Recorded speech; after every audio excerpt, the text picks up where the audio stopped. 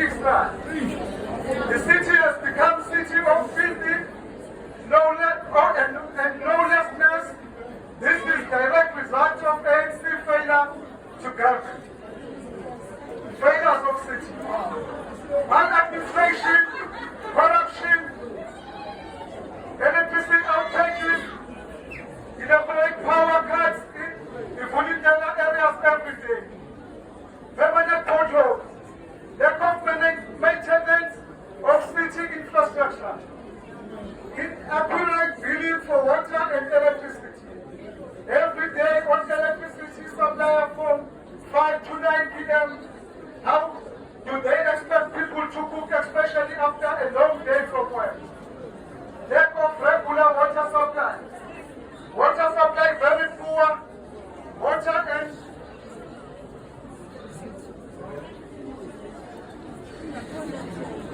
lack of regular water supply.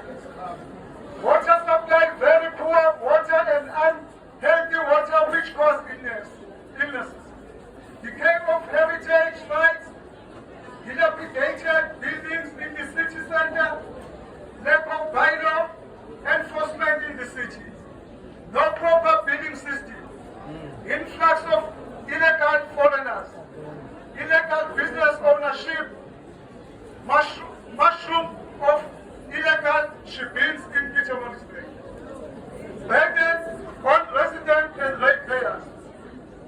Living conditions in the city have put greater emotional strain in the residents of Msunduzi.